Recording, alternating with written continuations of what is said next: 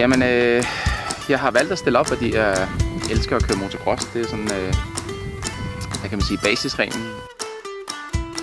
Så jeg synes, det er sjovt at komme ud nogle gange og lige at få bevæget sig lidt og få set også på de andre kører, hvor stærkt de kører i forhold til det, som jeg ved, jeg både kunne før, men også kan nu. Så det er selvfølgelig med et helt andet perspektiv i forhold til at have kørt som professionel, det er klart. Jeg er da ikke ude for at vinde. Jeg ved godt, at der er nogen, der helt klart kører stærkere end mig. Men det betyder heller ikke så meget. Det handler om at have det sjovt med det, man laver.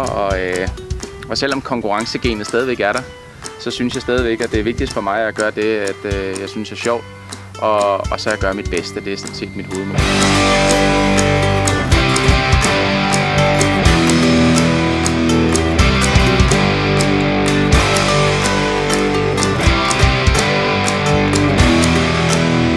Jamen, Ian har jeg valgt at invitere herop på grund af, at han var blandt andet på min træningsskole her i vinters nede i Spanien.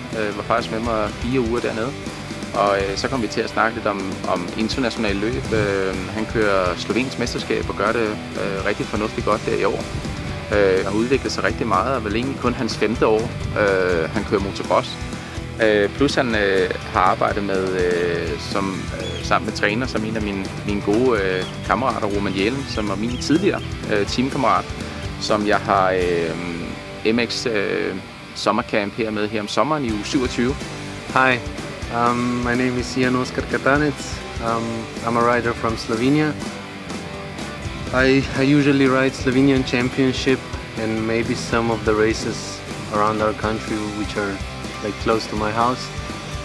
Brian invited me this winter if I would maybe want to try some Danish Championship, and I said yes, of course. And he said, just come down, I give you the bike. And yeah, so we're here now, just trying out the bike. It was the 2nd day today, and I feel pretty good.